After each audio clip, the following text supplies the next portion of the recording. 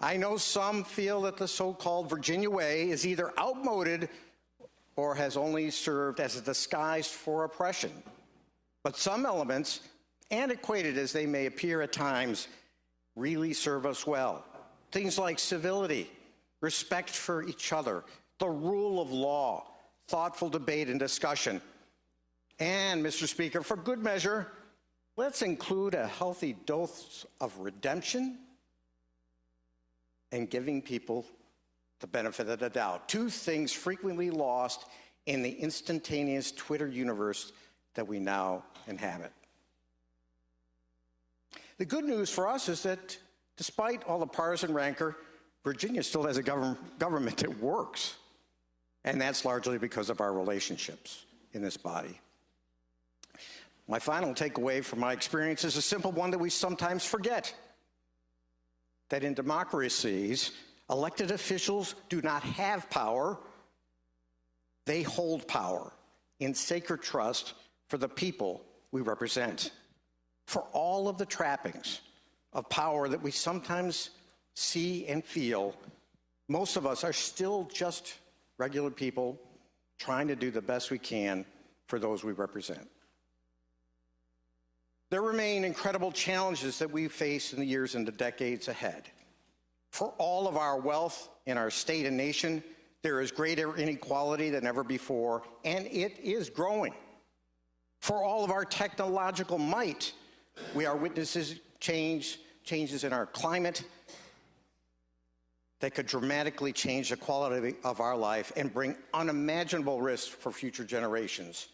And for all of our enlightened thought and legislation, we are still sorely lagging in our efforts at racial reconciliation and justice. But to paraphrase John F. Kennedy, we must confront these challenges not because they are easy, but because they are hard. Mr. Speaker, I will never forget the people who gave me the privilege of representing them. They come in all stripes, some rich, some poor, a mixture of races and ethnic groups, young and old, liberal and conservative, friendly and obnoxious. The wide diversity that makes this state and country a great place to live. They all have needs, desires, perspectives, but at base, the most important thing for them is they want to be heard. In this people's house, one of the greatest challenges is to create that space for them to listen and learn from them and even change our minds as we do. Mr. Speaker, ladies and gentlemen of the House, in conclusion, I want to thank all of you for the time we've spent together, the challenges that we've endured, the positive change we have created. I wish you all Godspeed, and I hope you will continue to continue your efforts to make the Commonwealth greater than it is today. Thank you for including me in the journey.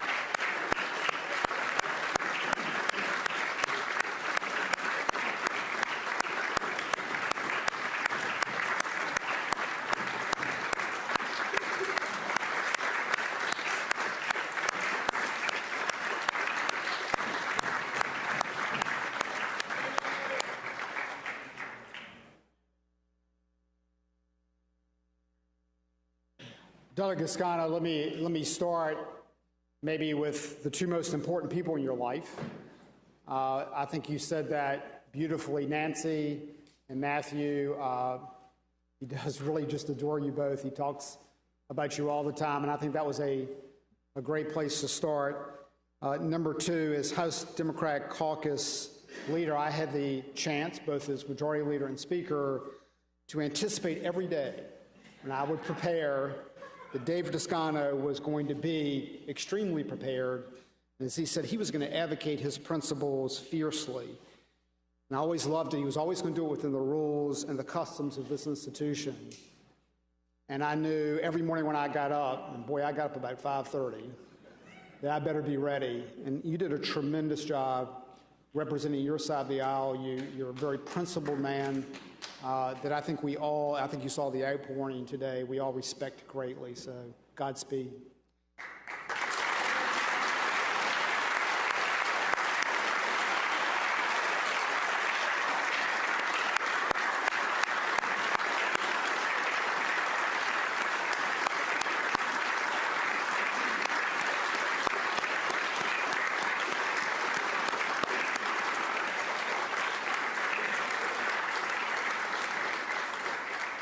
The delegate from Fairfax, Delegate Fullercorn. Thank you, Mr. Speaker. Point of personal privilege. Delegate has the floor. Thank you. I don't quite know where to begin, David. David is truly somebody who is motivated to improve the world, and always has been. And I think we all know that, and we have seen that. As a city councilman, as a mayor, as a delegate, as a leader, and then as leader emeritus, David Toscano, the gentleman from Charlottesville, has done just that. He has worked on major policy issues that we all know about, but he's also the one who gets excited over the nuances, repairing potholes, and whatever he can do to further improve the lives of his constituents. This is the type of person, this is the type of legislator that we need in the General Assembly. David has favored bold steps, as well as some which have gone through, and many of which he's championed that have not. But at least he has sparked important and continuous, deliberate conversation over and over and over again. He has literally been responsible for reforming so much of the code about how child adoption works in our Commonwealth, just as one small example. There's so many others. He was also responsible for helping to advocate for transportation reform, for child safety laws, and most important, Medicaid expansion. Such a consequential vote for all of us and 400,000 Virginians. David lives and breathes public service. He was a progressive before progressive was even the thing to be. He believes in helping others every single day, and it's evident in what he does in his law firm, in his law practice every single day, as well as what he does throughout the community and has done for so many years here on the floor of the House of Delegates. And David, we are so much better for it. I came here in 2010, and the gentleman from Charlottesville shortly took the reins of leadership not long after my arrival in late 2011. David made an effort to reach out to me then, just as he did this past year as he was transitioning from leader to leader emeritus. He's been a longtime advisor, sounding board, advocate, and I'm proud to say, good friend. We will all miss his institutional knowledge here for sure, his impressive grasp of the rules. David, I know that Nancy and Matthew will be so glad to have so much more of your time, which is so important. And I'm truly confident, as we all here are on the floor, that you will continue to make a difference in the lives of Virginians and in your community, and really towards the Commonwealth as a whole. But just know how much we will truly miss you. Thank you so much for your service to the people, your constituents, residents of the 57th, to our caucus, to the entire body, the Commonwealth is truly a better place for the mark that you have made in it. Thank you, the gentleman from Charlottesville.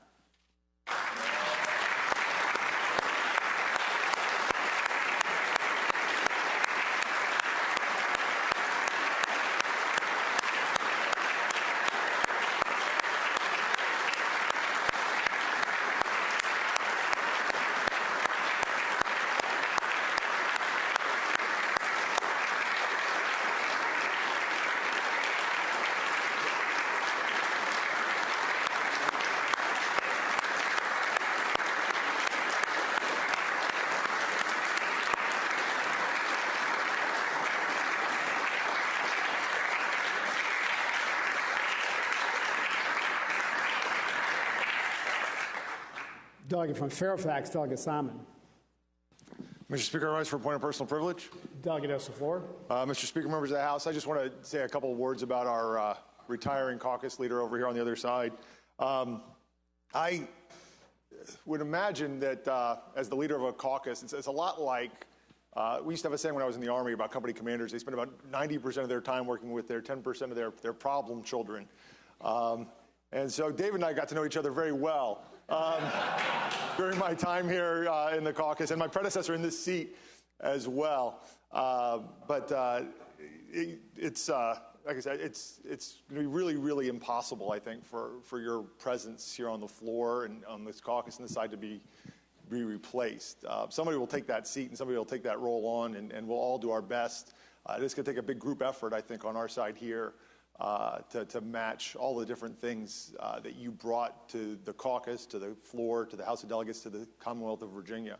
But you've been a fantastic teacher and mentor in making sure that you know, when you did make this decision to leave, that we would all be trained up and prepared. I mean, it would have been really easy, you know, when I started doing things out of turn and grabbing bills and causing problems they just cut it out. And maybe some people wish you had. But you said, well, that was a nice try, and let's see where you went wrong and how we can do better next time. You know, and that's all I could ask for. I think that's all any of us could ask for in a leader, is somebody who's there to have our backs, to help us, lift us up when we do well, and when we fall down or put our foot in our mouth or otherwise embarrass ourselves, to help pick us back up. And you've been all of that and more for me and for, I think, a lot of the members of the caucus. We will miss you. I don't know what we'll do without you, but we'll figure out a way. And one final word to Delegate Hessel.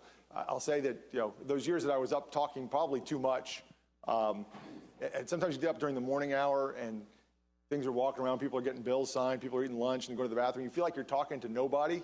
And whenever that would happen, I would actually look over at Delegate Hessel.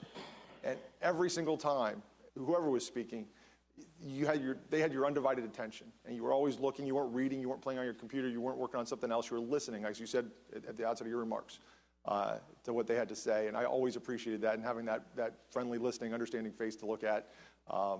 And so you'll all be missed, everyone who's retiring. And I just but especially wanted to say to David, thank you so much for all you've done for me, for the caucus, for the Commonwealth of Virginia. Thank you, Mr. Speaker.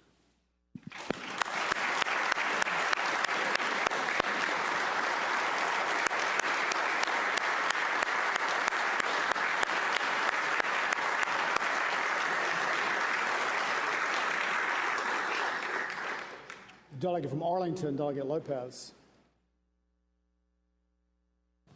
Thank you, Mr. Speaker.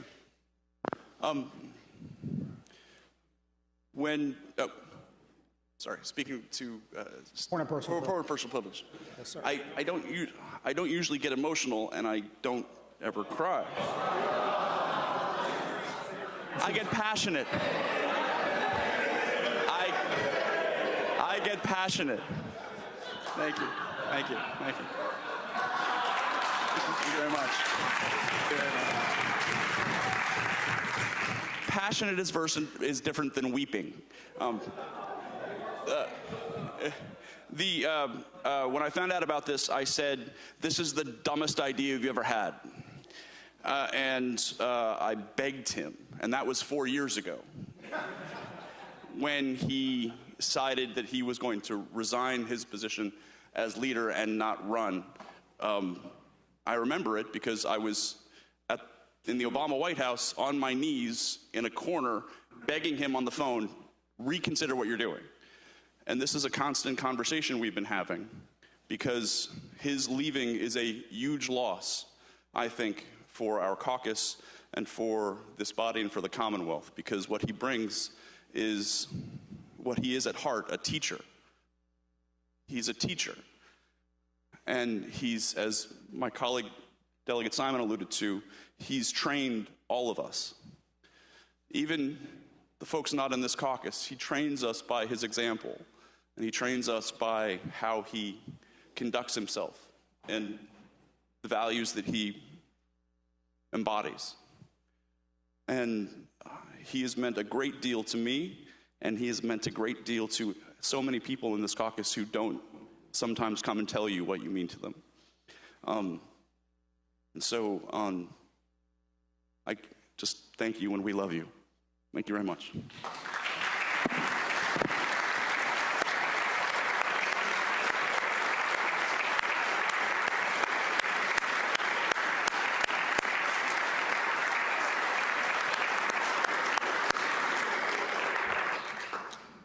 Delegate from Richmond City, Delegate McQuinn. Thank you, Mr. Speaker. I rise for a point of personal privilege. The delegate has the floor. And I hope I can get through this, David.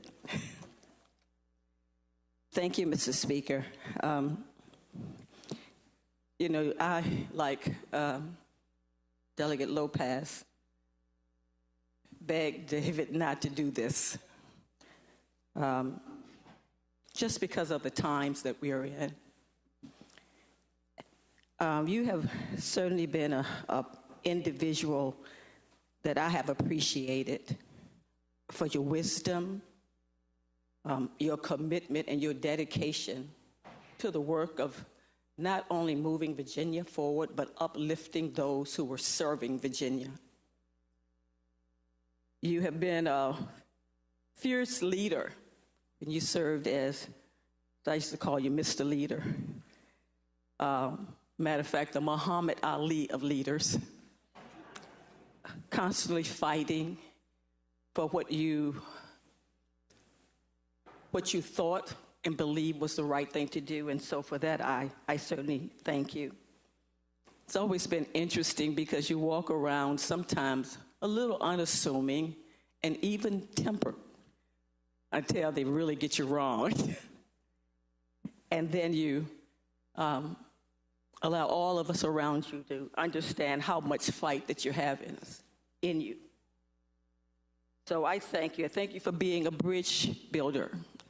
Thank you for all of those long conversations we had on telephone, just trying to get the Democratic caucus to move, I guess, in a direction, certainly a direction of unity, supporting one another in whatever we were doing.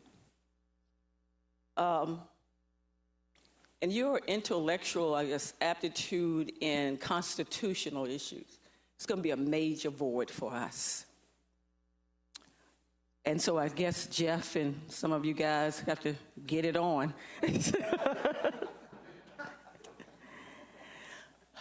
You'll be sorely missed. And I just want to thank you for your friendship over the years since I've been here, and always answering the phone call when I call. Thank your lovely wife, Matthew, for just lending him to us. He truly reflects what a servant leader is, and he's been amazing in doing it. God bless you and wish you all of the best as you move forward. Thank you.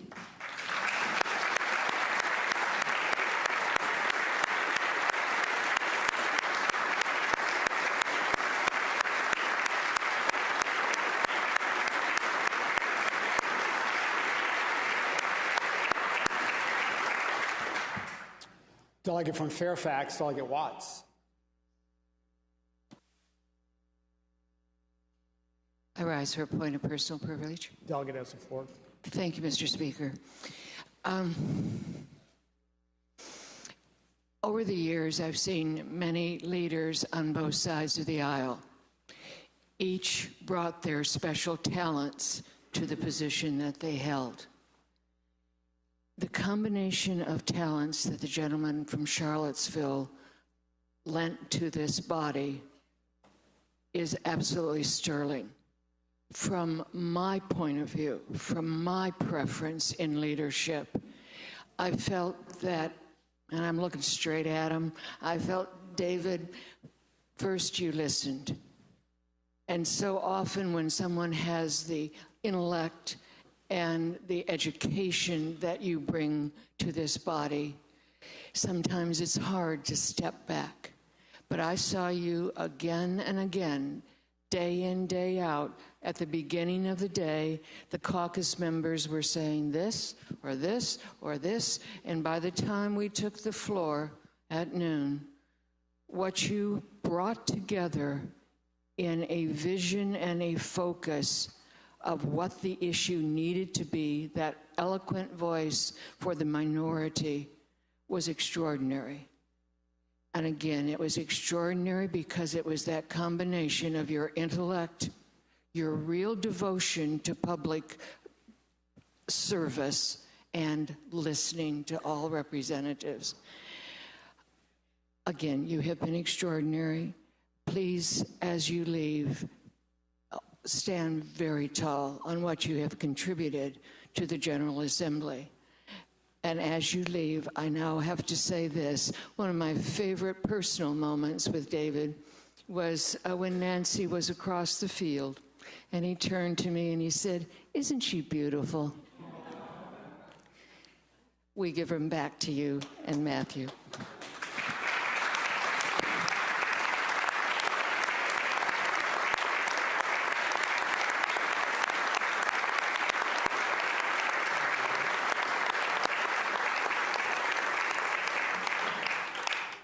Doug from Fairfax, Doug Sickles. Thank you, Mr. Speaker. I rise for a point of personal privilege. Doug, it has the floor. I'll make this quick because all I have is a little advice for everybody here, and that is, if you are hungry, you do not want to have lunch, breakfast, or dinner on the Charlottesville downtown mall with David and Nancy, because you will not get a chance to eat your meal. It's going to be cold. They love him in that city, and we only all could wish that people, our constituents, loved us like people in Charlottesville love David and Nancy. You know, everyone in here brings something to the table.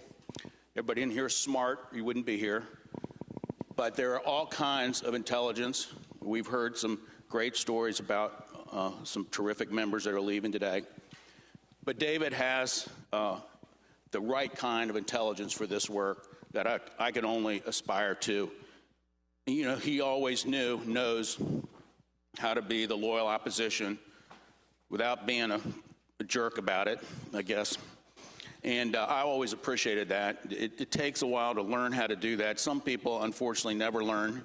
They come and go. But we need to emulate. I tell everybody who's come in here, watch David Toscano, how he operates, how he can present an argument, how he can accept ideas from the other side while making our points at the same time. I wish I could do it.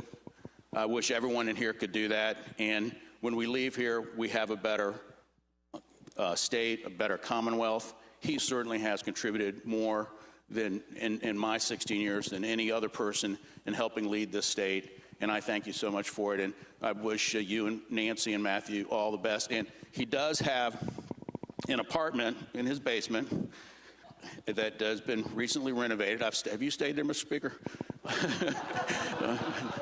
Okay. It's nice.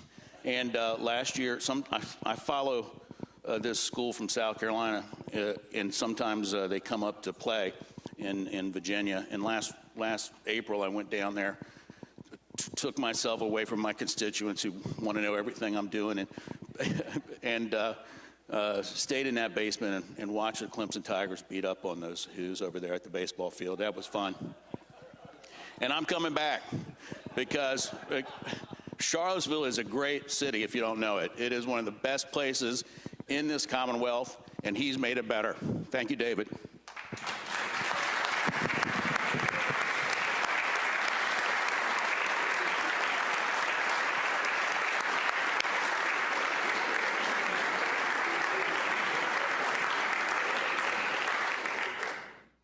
Delegate from Sussex, Delegate Tyler. Thank you, Mr. Speaker. I would be remiss if I didn't stand to, I'm sorry, I rise for a point of personal privilege. Thank you. Delegate has the floor. Thank you. But I would be remiss if I didn't stand to salute Delegate Toscano today. I was elected in the class with Delegate Toscano. And I guess there's only 3 of us left now, and that's David Bolivar and Delegate Gilbert. We have stood under a number of minority leaders, from Frank Hall from Ward Armstrong and David coming in after them. And I commend you for your leadership and your love for the Democratic Party, because he has been a person who's been all-inclusive, fair, he listens, and he does the right thing. And that's what we need in Virginia, the right thing, and doing it the Virginia way. David, we're going to miss you. We're going to miss certainly your wit, your quick thinking. And we know that we're leaving. He will be leaving a powerful legacy. And we talked about his leadership and his guidance. And Delegate McQuinn says that Jeff doesn't need to get on their stick. Oh, well, I guess I have to get on mine as well. But it's been a pleasure to serve with you. We wish you Godspeed and in all your future endeavors. And when you write that new book, I'll be one of the first one to purchase one. Thank you, and God bless you.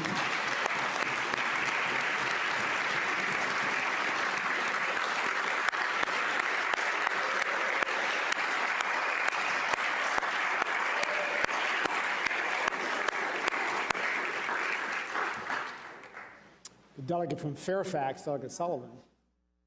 Thank you, Mr. Speaker. I rise for a point of personal privilege. The delegate has the floor. Thank you, Mr. Speaker. We've been at this a while, so you're all going to be glad to hear me say that I'm speechless.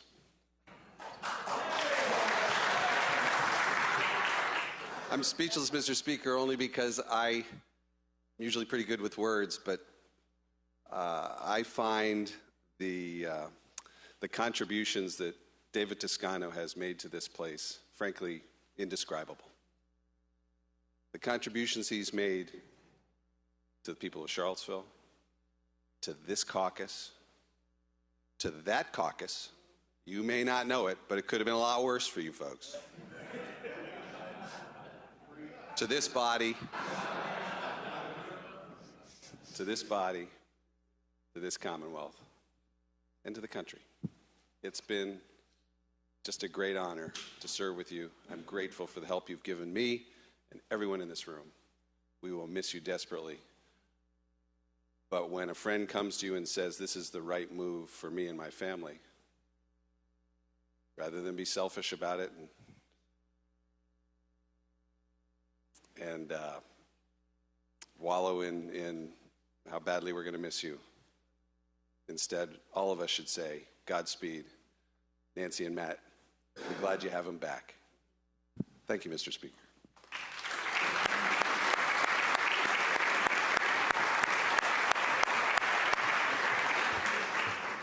The delegate from Shenandoah, Delegate Gilbert. Thank you, Mr. Speaker. I rise for a point of personal privilege. The delegate has the floor. Thank you, Mr. Speaker.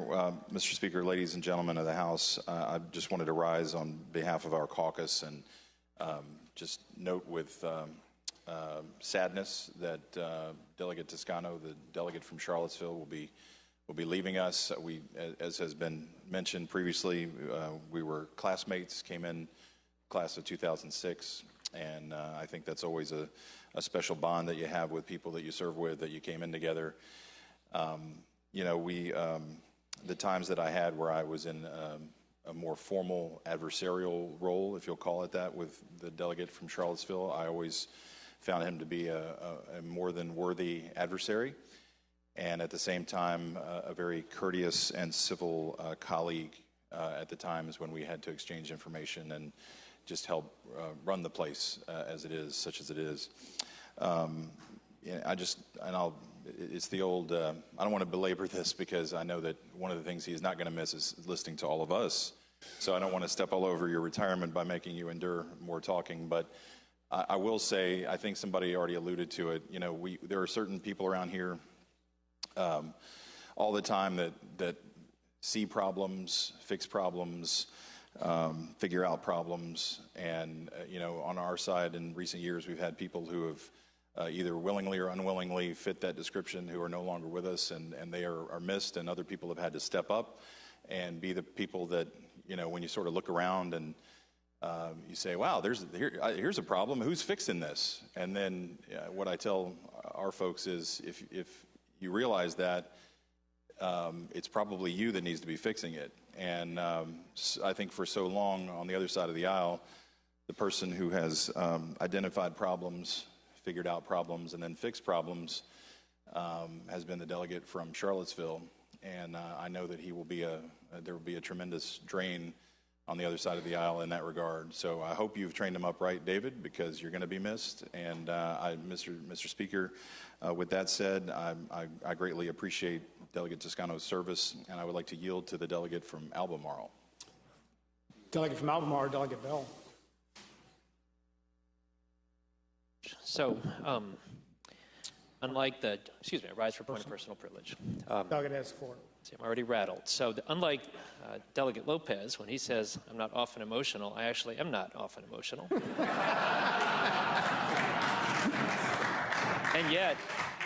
And yet, my wife and I have been texting back and forth, David. I'm floored and shattered. I think that you've heard plenty of people talk about your role here. I'll glance on that, but let me just speak about the role, David.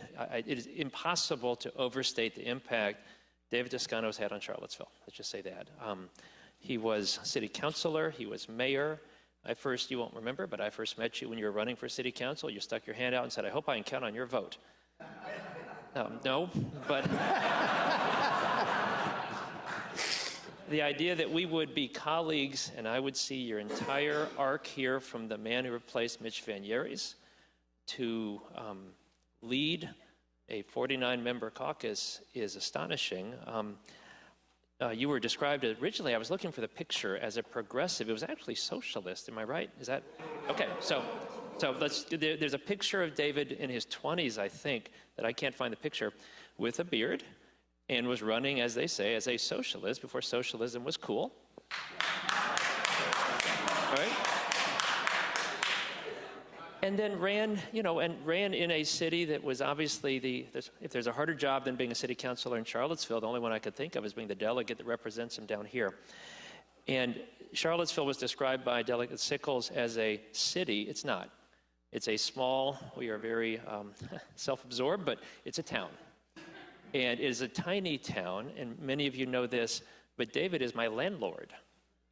Literally, I work in the same office as he does. And the reason I bring that up would be, so we all go home. We work here Monday through Friday, and if you're on courts, you work late on Friday. We go home, and then on Saturday and Sunday, most of us try to muddle through the job, and I can't count the number of times that I would come into the office on Saturday, Sunday, and I would park right next to David's car, and we would come in together and not be with our families, and working on, we call it avoiding malpractice, just barely doing enough so that you don't get in trouble with the clients and they don't fire you to get to the next weekend, until finally session is over. He literally, his law firm is right under mine. We used to be, say, you could take a fire pole up and down. And we'd see each other, and you get to see how much time we are taking away from our families. Nancy, I'm glad you're here. I think nobody outside this body quite appreciates it. People say, I know you're busy, but, and then they stack one more thing on top of that plate and expect you to show up for just the one meeting this month. They really want you to be here. And of course, it's true. They've only got one meeting a month, but everybody else has a meeting a month, and before you know it, you're never home. And the milestones we miss I think you can only appreciate if you saw how hard David worked here, and then on Saturdays and Sundays when he went home and he wasn't with his family, but was trying to just maintain some measure of a law practice so that he could come down here and serve further. It's the courts, guys, are where we see each other the most. Guys, not gender specific, just the courts people. And we, Monday, Wednesday, Friday, late, the rest of you go home, we're still there working. And I think that there is no one in here, with respect to some of the fiercer advocates on both sides, who felt more strongly about the issues that they cared about. You know exactly where David stood. But at the same time, I think we reached a point. So, people like Todd and I and the other members of the courts on the Republican side feel very strongly about the issues, and yet we ceded family law to the minority leader. Literally, when somebody had a bill, we would say, gosh, go talk to David about it. If it's an adoption issue, go talk to David about it. If it's divorce, custody, because we trusted him to get it right. I think it's unimaginable that happening someplace else. And here we just said, gosh, I think he works in good faith. He tells us when it's a substantive issue. He brings it to our attention. And I think Virginia is a better place because of it. I don't know anyone who's been more involved, engaged than you. You are the second longest serving. The first day you came in, we served together for a decade. So I've kind of got away from the more personal aspects of this. David, you're kind, you're decent, you work very, very hard. Charlottesville, it would not be the same place it is now if you hadn't taken the course that you've taken.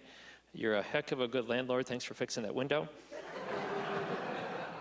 We will miss you all very, very much, but I look forward to seeing you around town in Charlottesville. Thank you for your service. Thank you.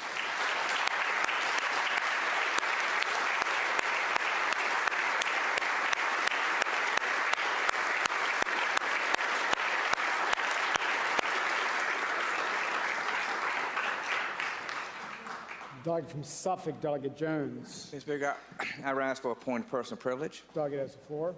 Mr. Speaker, I can only echo what has been said by other members with the heartfeltness of when a family member decides to move on, you are touched.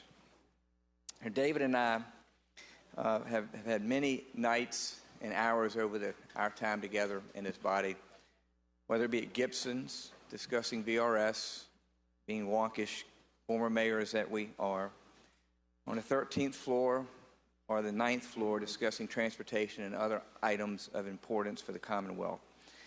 I just wanted to let everyone know here that had David not been minority leader, I would have requested him to be a member of the Appropriations Committee. That was always a desire that he had, and I always knew, to what the gentleman from Albemarle just said, that if he was a member, then he would approach it from a public policy perspective, not a partisan perspective. So, David, I just want to say thanks to you for your service. I can't say I was always thankful that you put me in between you and Rob on the revenue sharing agreement between Albemarle and Charlottesville that I had to kind of take offline when we got into the budget process. But the thing that people can't realize about this place is while we can argue, fuss, and fight like we do with a family, at the end of the day, we come together to do what's in the best interest of the Commonwealth. And I can tell you that I will miss you greatly.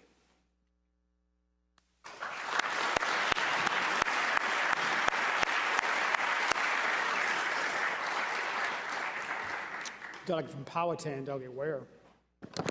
Thank you, Mr. Speaker. I rise for a point of personal privilege. Delegate has the floor. Thank you, Mr. Speaker. It came as a surprise to me, David, not a complete surprise, but to know that you're going is to know that we will be a place that is lesser than it has been with you here. Physically, Powhatan and Charlottesville aren't that far apart, but they're very different places. But I have always learned from you how the way you express things, the way you speak to the issues. And one thing that I have admired so much is how often you are called to be on your feet, particularly when you were in the position as minority leader, at a moment's notice, maybe on a topic that you hadn't done much previous evident homework in, and you were always able and nimble on your feet to address that issue. It was amazing the perspective he could bring out of his own wealth of experience and understanding. Early on, we co-wrote a piece for the Washington Post, and actually you did most of the writing, to be candid. It was on tax credits. And I remember getting a fan letter from one of the lobbyists whose ox was gored a little bit by that. In fact, all of you probably got that fan letter as well. And it was fun to be on the receiving end of that together with you. The other time I can remember us having a fair amount of time together was, interestingly enough, with the Central Virginia Opera. They had a gathering down here. We recognized them. And David is a member, I think, of the board and has been active with the Central Virginia Opera there for a long time. And why do I mention that? I mention that because in the midst of all the things that have been said so far, I think it gives you one sense of David's range, the Catholicity in the best sense of his interest in, his devotion to his own community and to the rest of the Commonwealth of Virginia. It is remarkable. It's been remarked by everyone that has stood today, that sheer wealth and breadth of your interests and your willingness to work with so many people. That wry twinkle that you have when you stand on the floor, the professorial understanding, as it were, and your embodiment of an ancient and a noble tradition, that of the loyal opposition. That is something that I will miss tremendously, and I know many of us will. Numerous people have mentioned it. To have you say, as you did today, that the Virginia Way is not a smokescreen, but it's something real, I think is a reminder that it is, and that it's something that we all need to aspire to bring forward. You've shown us that, and for that, I personally am deeply grateful. And I will always remember you as the gentleman from Charlottesville. Thank you.